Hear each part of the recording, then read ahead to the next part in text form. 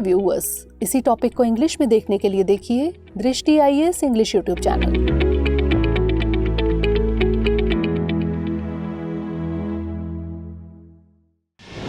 नमस्कार, दृष्टि आईएएस के टू द पॉइंट प्रोग्राम में आपका स्वागत है। आज हम बात करेंगे सुर्खियों में संयुक्त राष्ट्र मानवाधिकार परिषद यानी UNHRC के बारे में। सबसे पहले जान लेते हैं कि यह चर्चा में क्यों है।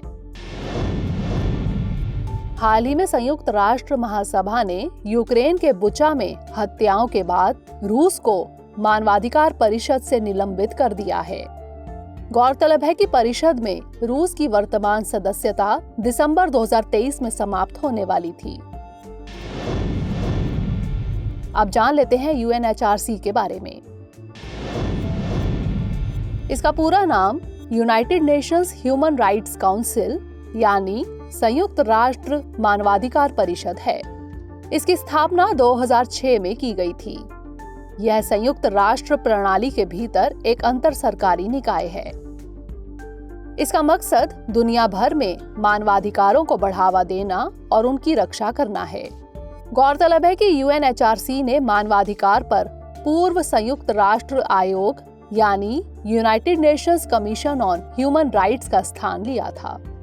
UNHRC मानवाधिकारों के प्रचार और संरक्षण को मजबूत करने तथा मानवाधिकारों के उल्लंघन की स्थितियों को संबोधित करने और उन पर सिफारिशें करने के लिए जिम्मेदार है।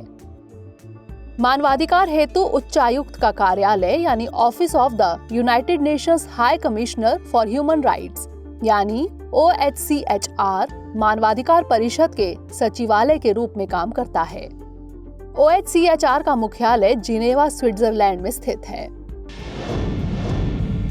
अब जान लेते हैं परिषद की संरचना के बारे में। इसका गठन 47 संयुक्त राष्ट्र सदस्य देशों से मिलकर हुआ है। इन सदस्यों का चुनाव संयुक्त राष्ट्र महासभा यानी UNGA के सदस्यों के बहुमत द्वारा प्रत्यक्ष एवं गुप्त मतदान के जरिए किया जाता है।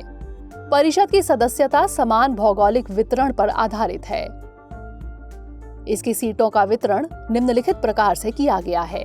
अफ्रीकी देश 13 सीटें, एशिया प्रशांत देश 13 सीटें, लैटिन अमेरिकी और कैरेबियन देश 8 सीटें, पश्चिमी यूरोपीय और अन्य देश 7 सीटें और पूर्वी यूरोपीय देश 6 सीटें। परिषद के सदस्य 3 साल की अवधि के लिए चुने जाते हैं। लगातार 2 कार्यकाल की सेवा के बाद कोई भी सदस्य तत्काल पुनः चुनाव के लिए पात्र नहीं होता। प्रेसिडेंसी और ब्यूरो की बात करें तो परिषद के ब्यूरो में एक अध्यक्ष और 4 उपाध्यक्ष होते हैं जो 5 क्षेत्रीय समूहों का प्रतिनिधित्व करते हैं। ये परिषद के वार्षिक चक्र के अनुसार 1 वर्ष के लिए चुने जाते हैं। 16वें सत्र के अध्यक्ष फेडेरिको विलेगास अर्जेंटीना हैं। अंत में जान लेते हैं इसकी प्रक्रिया एवं तंत्र के बारे में। ये सहायक निकाय है जो सीधे मानवाधिकार परिषद को रिपोर्ट करते हैं। सार्वभौमिक आवधिक समीक्षा यानी UPR कार्य समूह, सलाहकार समिति, शिकायत प्रक्रिया, विशेष प्रक्रिया यानी स्पेशल प्रोसीजर। अब नोट कर लेते हैं आज का अभ्यास प्रश्न। UNHRC के संदर्भ में निम्नलिखित कथनों पर विचार कीजिए। 1. इसका गठन 2006 में किया गया था।